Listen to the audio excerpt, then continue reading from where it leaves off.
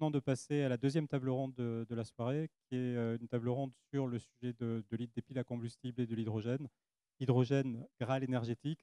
On a la chance à l'ANSET d'avoir un écosystème de partenaires, de chercheurs, d'enseignants, de directeurs de l'école qui sont vraiment experts sur le sujet. Et on a la chance à Toulouse et dans la région d'avoir d'autres acteurs industriels qui sont aussi très, très complémentaires. Donc là, c'est Jean-François Rouchon qui va animer cette table ronde avec quatre, 5 intervenants, dont la plupart sont en ligne. Donc, Jean-François, je te passe la parole. En rappelant, nous excusons pour le son si vous n'entendez pas très bien, et en rappelant qu'il faut bien parler avec le micro sur le menton et sans masque. On est tous à distanciation physique adéquate pour le faire dans cet amphi. Merci.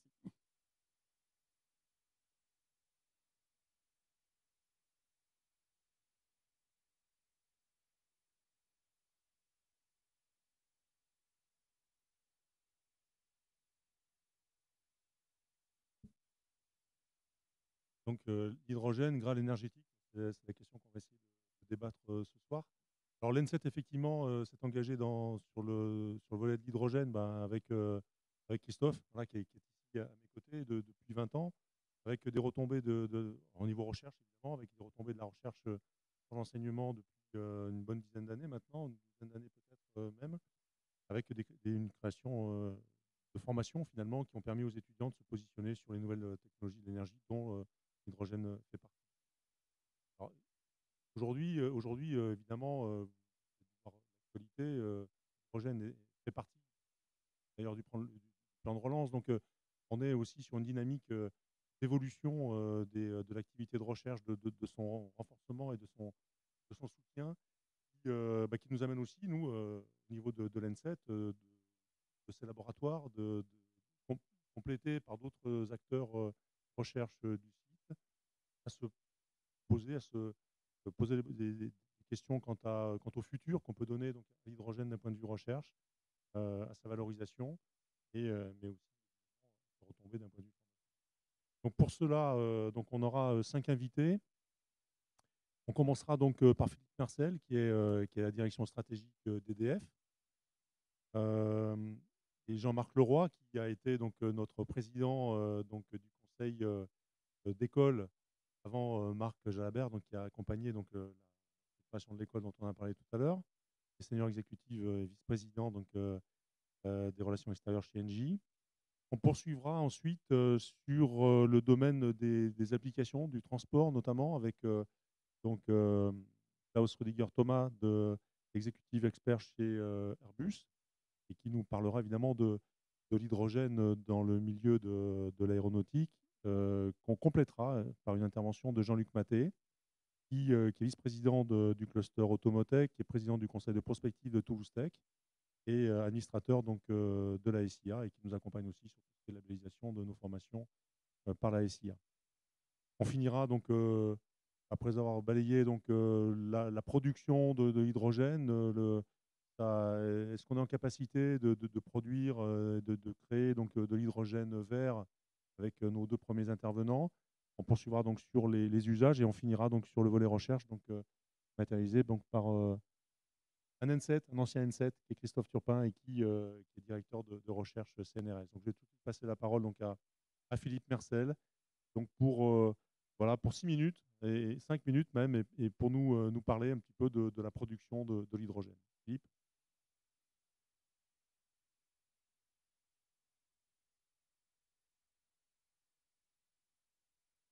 Philippe Mercel, est-ce que Philippe est en ligne? On n'entend pas très bien.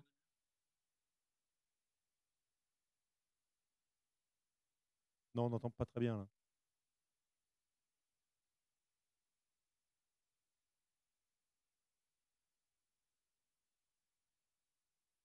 On n'entend pas.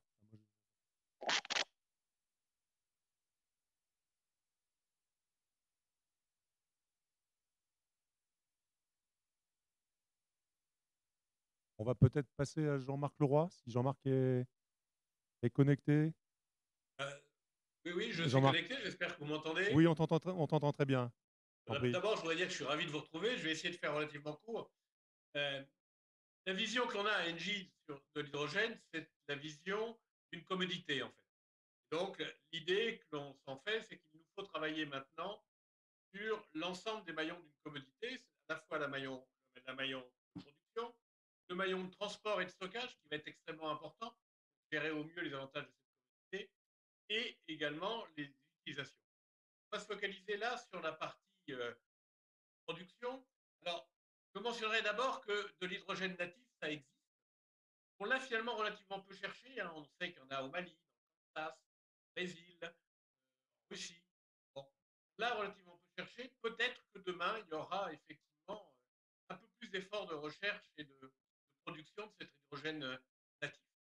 En dehors de l'hydrogène natif, nous, on est focalisé à Engie sur l'hydrogène vert, c'est-à-dire l'hydrogène décarboné, essentiellement produit avec différentes technologies. Première technologie sur laquelle on travaille, évidemment, c'est l'électrolyse alliée à des systèmes éoliens et solaires qui permettent effectivement de produire cet hydrogène vert et ensuite de le transporter sans doute par rétrofit de canalisation de gaz existantes et de le stocker là aussi dans des canalisations, dans des stockages, notamment en cavité saline.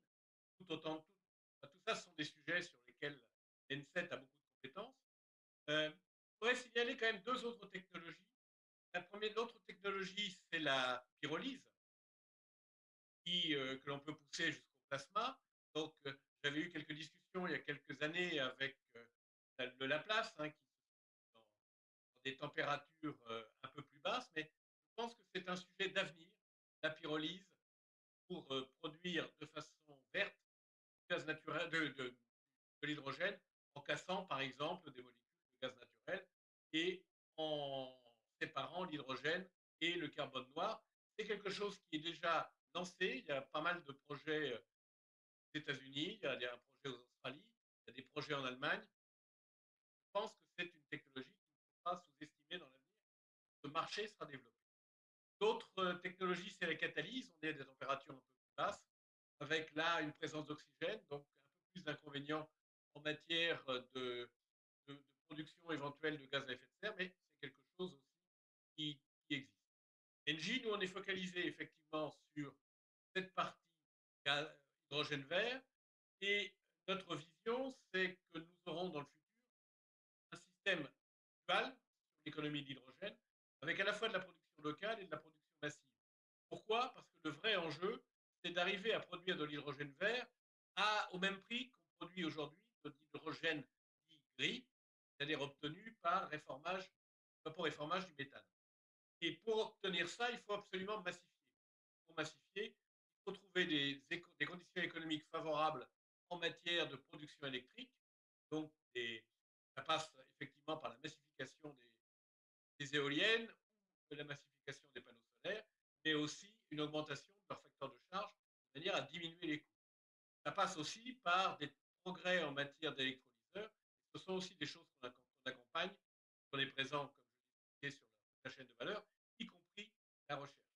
Je voudrais conclure simplement en soulignant que transformer, créer cette économie d'hydrogène, ça va nécessiter également beaucoup d'efforts de formation. Et je confirme ce que Jean-François a dit, j'ai eu l'occasion, la chance de visiter le laboratoire commun entre différentes entités, mais qui se trouvent à la place.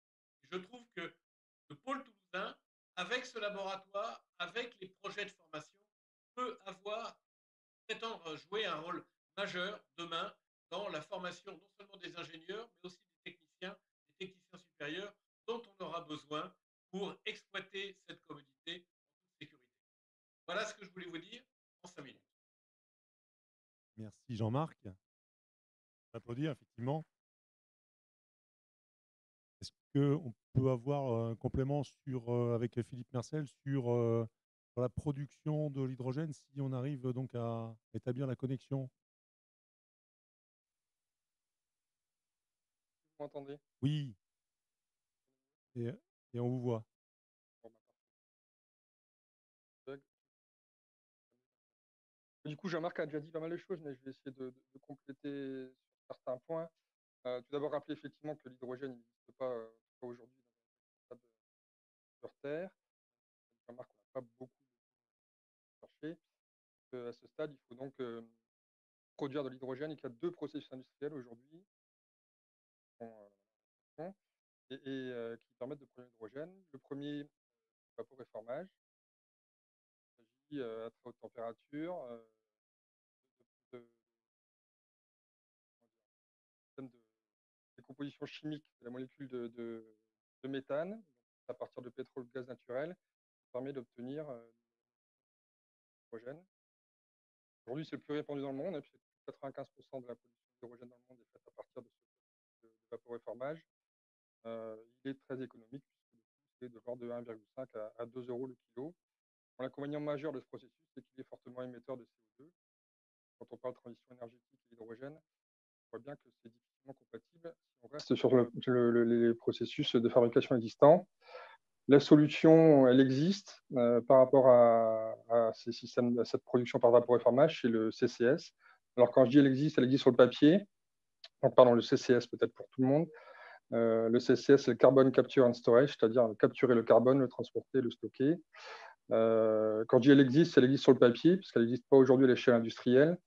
On sait aujourd'hui capturer le CO2 dans les fumées, on sait le transporter, mais aujourd'hui, on ne sait pas le stocker. Des expérimentations aujourd'hui en Europe du Nord pour aller stocker le CO2 dans des aquifères salins, mais ce n'est aujourd'hui pas encore au point industriellement. Donc, je dirais qu'en matière de transition énergétique, la production de cet H2 qu'on dit gris reste encore soumis à un pari technologique autour de la CCS. Donc, le deuxième process industriel qui existe, c'est l'électrolyse. Là aussi, il est industriellement au point. Par contre, il a l'inconvénient d'être beaucoup plus cher que le vaporéformage, puisqu'il y a un rapport 4 à 5 entre les coûts de production de l'hydrogène pour le vaporéformage et les coûts de production par l'électrolyse de l'eau. Donc, il y a beaucoup de marches encore à franchir en termes d'économie d'échelle, en termes d'économie de ce process par électrolyse. C'est pour ça qu'il y a beaucoup de recherches sur le sujet, sur les types d'électrolyseurs notamment. L'avantage, bien entendu, de ce process par électrolyse, c'est qu'il ne produit pas de CO2. Il n'y a pas de molécule de carbone, puisque c'est l'électrolyse de l'eau. Donc, pas d'émission de CO2. Donc, du coup, cet H2 est divers et donc parfaitement compatible avec la transition énergétique. Le seul point un peu délicat sur ce process d'électrolyse de l'eau, c'est, puisqu'on en fait aujourd'hui beaucoup, on s'imagine beaucoup d'utilisation de cet hydrogène pour stocker les surplus d'énergie, les surplus d'électricité. C'est les rendements énergétiques à la fois du process d'électrolyse et de la pile à combustible, puisque ce process consiste donc l'électrolyse à faire passer de l'électricité pour le transformer en hydrogène et après à retransformer l'hydrogène en électricité par la pile à combustible. C'est le rendement énergétique de ce process au final est assez faible, c'est de 30 à 40%. Et on voit bien que par rapport à une utilisation directe de l'électricité, il y a quand même un facteur 3 à gagner. Ce qui veut dire qu'aujourd'hui, on imagine que les endroits où l'hydrogène peut être utilisé par rapport à une utilisation directe de l'électricité par un système de batterie, par exemple, des endroits où l'autonomie est fortement recherchée. On pense du coup aux avions, on pense à la mobilité lourde sur les trains, sur les transports lourds, par exemple, peut-être un peu moins sur la mobilité légère électrique. Là aussi, Jean-Marc en a déjà parlé tout à l'heure, il y a deux process aujourd'hui, je peux les appeler d'avenir, mais en tout cas qui nécessiteront innovation et R&D pour la fabrication d'hydrogène. C'est la pyrolyse. Donc la pyrolyse consiste effectivement à chauffer à très haute température la molécule de méthane et à récupérer l'hydrogène. Le carbone, lui, ne se récupère pas sous forme de CO2, mais se récupère sous forme solide. Donc ça, c'est un process qui peut éventuellement avoir de l'avenir. Un deuxième process qui peut éventuellement aussi avoir de l'avenir, c'est le process de thermolyse de l'eau, où là, on chauffe à très haute température la vapeur d'eau. Donc très haute température, c'est plus de 800 degrés, qui permettrait également de récupérer de la molécule de d'hydrogène. Donc en conclusion, bien entendu, l'hydrogène peut être un très bon outil au service de la transition énergétique. Une seule condition, bien entendu, c'est qu'il soit décarboné. S'il n'est pas décarboné, ça n'a pas de sens. Mais il y a quand même quelques points clés autour de ces différents modes de production d'hydrogène. Le premier, c'est le coût. Aujourd'hui, on voit que le système d'électrolyse est quand même très, très largement, en termes de coût, supérieur au système de vaporéformage. Donc, ça pose des difficultés. Et le deuxième sujet, c'est la question des rendements énergétiques globaux des chaînes. Avec ce facteur 3 entre l'électricité directe et l'électricité stockée par électrolyse, là aussi, il y a des gains d'échelle à aller rechercher.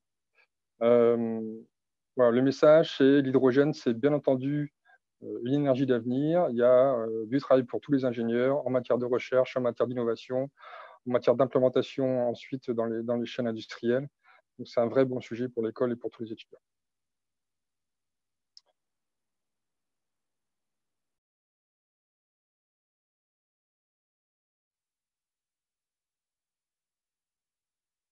Pour Airbus, quelles sont les ambitions vis-à-vis de l'hydrogène côté aéronautique? Oui, bonsoir, vous m'entendez? Oui, très bien. Oui. Tout d'abord, c'est un plaisir d'être avec vous ce soir, même si c'est à distance. Donc, je travaille à Airbus dans la propulsion et actuellement, je suis très impliqué dans les concepts d'énergie et de propulsion du futur. Alors, tout d'abord, quelle est l'importance de l'hydrogène pour l'aviation? Alors, comme vous le savez tous, l'industrie et d'ailleurs toute notre société fait face au défi du réchauffement climatique. Et aujourd'hui, le transport aérien représente environ 2% des émissions de CO2 par rapport à l'activité humaine dans sa globalité. Alors, c'est peu par rapport à la place que prend le transport dans notre société. Et en même temps, c'est beaucoup, car chaque pourcent compte bien sûr pour le combat pour le climat. Donc, c'est pourquoi Airbus a l'ambition de devenir un leader de l'aviation durable et de satisfaire ses exigences sociétales. Alors, cette orientation n'a été que renforcée à travers la crise du Covid, hein, qui met vraiment l'accent sur cette priorité. Alors, nos avions ont toujours été des produits de haute technologie et nous continuons bien sûr à les développer, à améliorer leur efficacité énergétique en jouant sur les performances aérodynamiques, sur la performance de la propulsion et aussi sur les matériaux légers. Par contre, au-delà de ces technos, la transition énergétique de l'aviation devient aujourd'hui réellement incontournable pour limiter autant que possible l'impact sur l'environnement. Alors, pour ça, nous travaillons sur la capacité de nos avions à utiliser ce qu'on appelle des CSD. Ce sont des carburants de substitution durables qui ont un impact sur le cycle de leur vie beaucoup plus faible sur le CO2 émis. Alors, c'est une piste qui est obligatoire pour nous pour réduire l'empreinte CO2 des avions qui ont été conçus pour voler au kérosène. Alors maintenant, arrivons à l'hydrogène, qui lui est un carburant alternatif qui nous ouvre d'autres possibilités en termes de performance environnementale pour des avions qui seraient d'une nouvelle conception. Alors ces possibilités jouent sur un cycle de vie moins gourmand en énergie que les carburants de substitution durable et aussi la possibilité d'une meilleure maîtrise de l'ensemble des émissions. Par contre, il est important de dire que l'aviation ne pourra pas avancer seule sur l'hydrogène. L'aviation aura besoin d'un écosystème hydrogène avec une logistique à travers l'industrie et aussi dans une dimension internationale. Aussi, l'aviation aura besoin d'un hydrogène qui est économiquement viable et bien sûr un hydrogène produit à partir d'énergie ou de produits de matières premières renouvelables. Alors, nous misons beaucoup sur l'hydrogène donc comme carburant ultime pour l'aviation du futur. Et Airbus a lancé un certain nombre d'études depuis environ 3 ans maintenant sur l'avion dit zéro émission. Alors, ces études couvrent la façon d'exploiter l'hydrogène dans nos avions. On couvre un portefeuille de recherche assez complet avec des démonstrateurs sur l'utilisation de l'hydrogène. Et on a une collaboration avec de nombreux partenaires, qui soient industriels, académiques, mais aussi opérationnels. Et bien sûr, dans le cadre de ces études, nous développons aussi des concepts d'avions à hydrogène. Donc, quels sont les défis pour ces avions à hydrogène? Premièrement, c'est le stockage de l'hydrogène à bord de l'avion qui se ferait de façon liquide et cryogénique. Bien sûr, aussi maîtriser l'hydrogène à bord de l'avion. Et là, il est important de rappeler qu'aucun compromis sera fait sur la sécurité de nos avions. Et au-delà de nos avions aussi, il est important de bien comprendre l'ensemble des impacts environnementaux de nos avions jusqu'aux évolutions climatiques.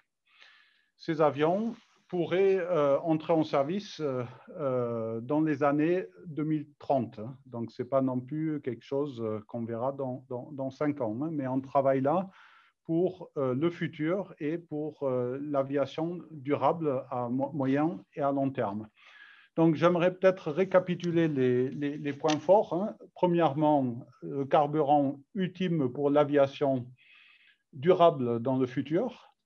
D'importants investissements lancés autour des technologies et pour démontrer la faisabilité et les bénéfices de solutions à hydrogène.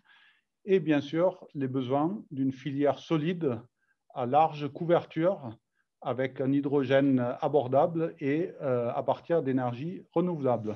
Donc, nous avons un super challenge devant nous pour l'industrie, pour l'aviation, pour l'industrie tout entière et pour tous les acteurs de l'hydrogène. Merci beaucoup pour votre attention.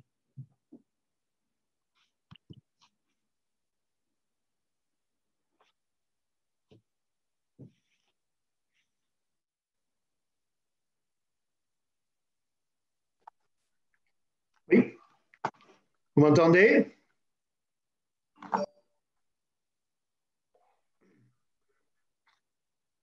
Pour la mobilité plutôt terrestre, on va rester sur Terre. Donc, est-ce que justement, il peut y avoir une synergie entre la mobilité terrestre, l'aéronautique pour arriver à peut-être à démocratiser plus rapidement cette énergie-là basée sur l'hydrogène? Alors,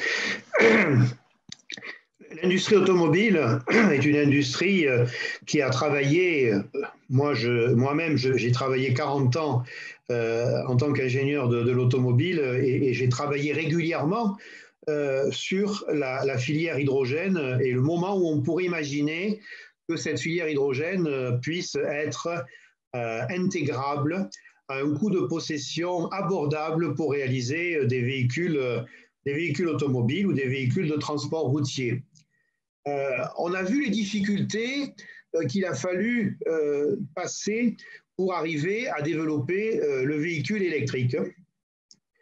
Ces 15 dernières années, ça a été un marathon extraordinaire autour des infrastructures, des batteries, mais aussi de l'électrotechnique, des machines électriques, de l'électronique de puissance, toutes ces technologies que l'ENSET enseigne depuis très longtemps et qui font que les ingénieurs de l'ENSET sont bien connus de l'industrie automobile par justement ces formations. Il a fallu travailler à réduire le coût de manière extrêmement significative, un facteur 2 à 3 en 15 ans de réduction de coûts pour qu'aujourd'hui décolle réellement le véhicule électrique à batterie. Donc, dans un véhicule à batterie, aujourd'hui, c'est 8 millions de voitures sur la planète Terre qui sont équipées de systèmes électrifiés, 80% à batterie et 20% hybride environ. Et nous avons sur Terre, chaque année, à peu près 80 à 90 millions de véhicules neufs qui sont fabriqués, industrialisés et qui sont mis sur le marché. Donc, ça veut dire qu'aujourd'hui, même si ce décollage est important, le véhicule électrique est en phase de démarrage. Alors, que peut-on dire de la pile à combustible?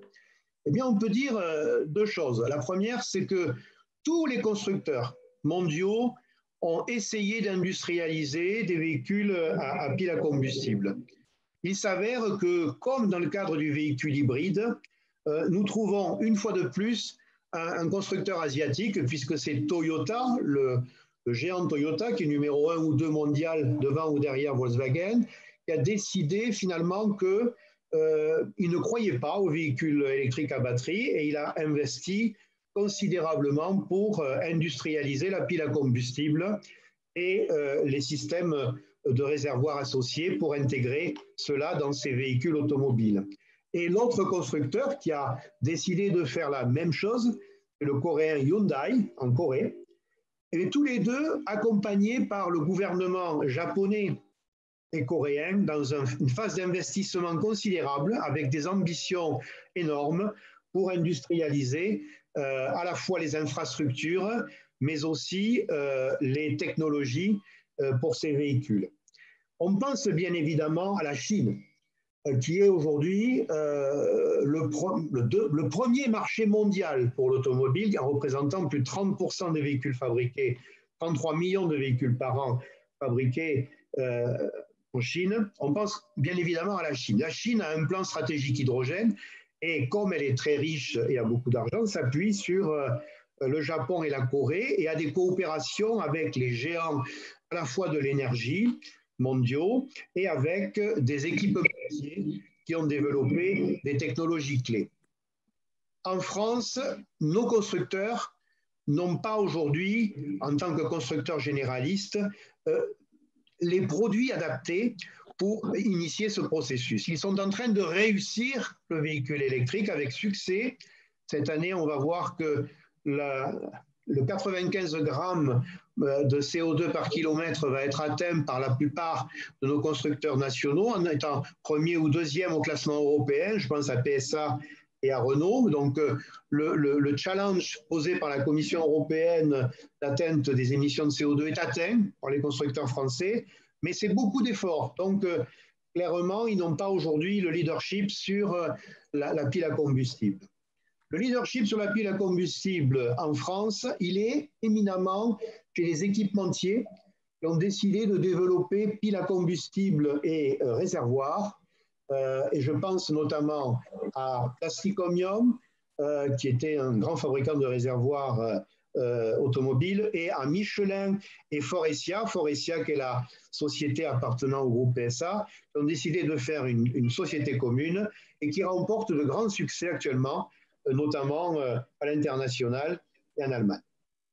Donc, que peut-on dire sur l'évolution de ce marché? Eh bien, je pense qu'il va, si les énergéticiens qui viennent de parler à nous faire un hydrogène vert entre 7 et 5 euros le kilogramme, si nous avons la possibilité d'industrialiser des piles à combustible dont le coût serait de 5 000 euros par véhicule, et si nous avons des piles à combustible qui sont capables d'avoir une facteur de performance qui avoisinerait les 50 euros par kilowatt, eh bien, on peut prédire en effet qu'en 2030, et ça c'est le plan stratégique coréen, japonais et chinois, on pourra imaginer avoir 3 millions de véhicules hydrogène fabriqués par an. Si on fait le cumul entre 2020, où aujourd'hui la production est vraiment homéopathique de 8 000 véhicules, et 2030, bien, on devrait avoir en 2030 à peu près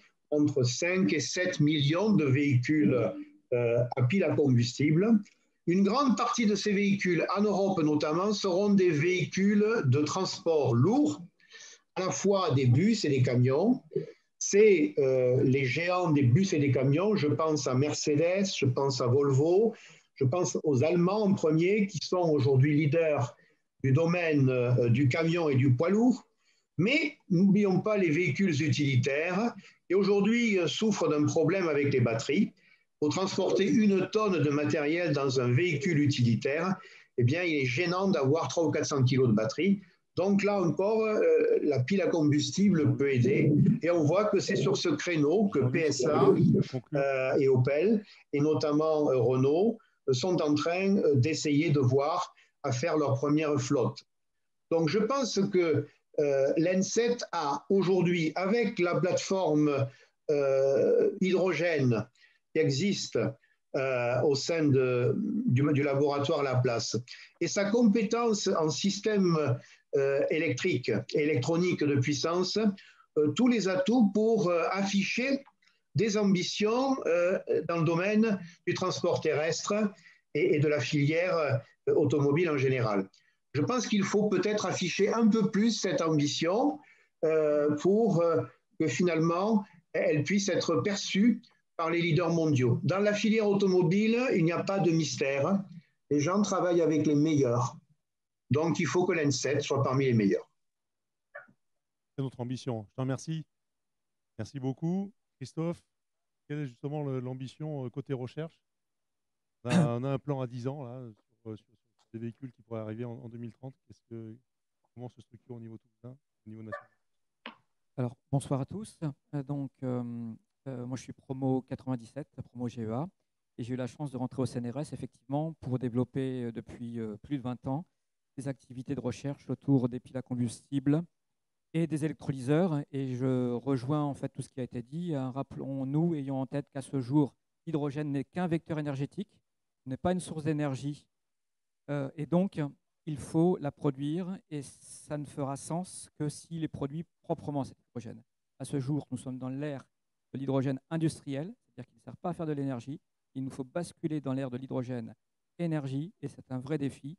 Et le destin entre l'hydrogène et les énergies renouvelables, ce destin-là est très fortement couplé.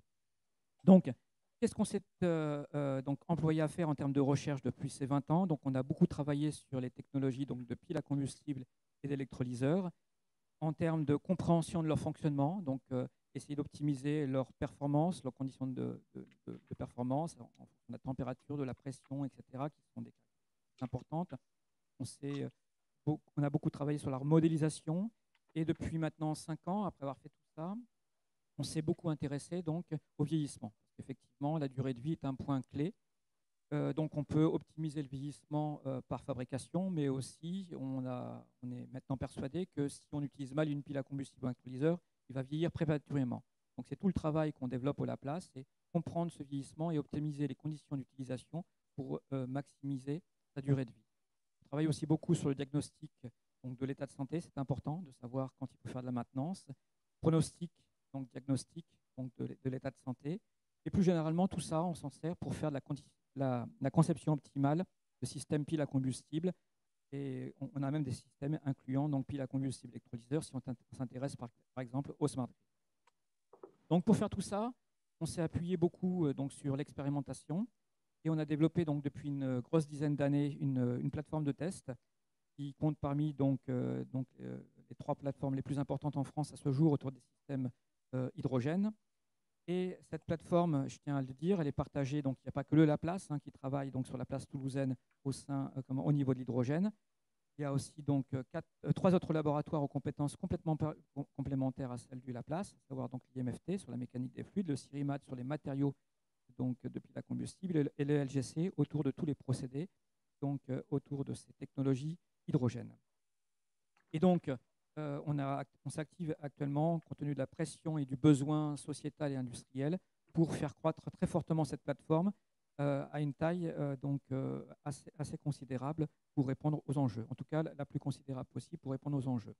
Alors, dans ce contexte-là, quels sont les types d'applications et de partenaires qu'on a eus? On a beaucoup travaillé donc, sur les applications aéronautiques, donc avec Airbus et Safran, puisque Airbus s'interroge sur les applications non propulsives depuis très longtemps. Donc, on les a accompagnés, notamment pour le remplacement de l'éolienne de secours, notamment.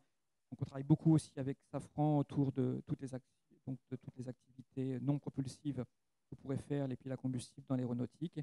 Et donc, aussi une action avec Elion Hydrogen Power, donc date autour donc, des applications stationnaires et de plus en plus de mobilité lourde. Alors, tout ceci nous a amené à développer un savoir-faire assez conséquent depuis 20 ans. Et nous avons voulu le mettre au service donc des industriels aussi, en amplifiant notre pouvoir d'action, en créant une start-up qu'on a appelée H2Pulse. Voilà, et côté enseignement, je finirai par là. Donc, depuis plus de 10 ans, effectivement, nous transférons une partie de ce savoir-faire dans l'option éco-énergie, une option de 3e année transversale à l'INP. Donc, beaucoup de gens du génie électrique, mais pas que, suivent cette option. Et maintenant, donc, on a la volonté d'aller beaucoup plus loin aussi que ça pour répondre à l'ensemble des défis qui vont être posés par le déploiement de cette filière hydrogène. Voilà, je vous remercie.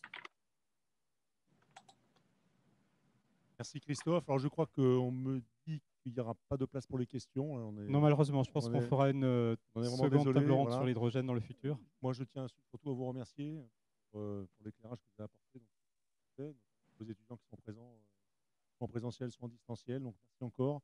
Et je laisse la parole à Marc pour la suite. Merci à nouveau.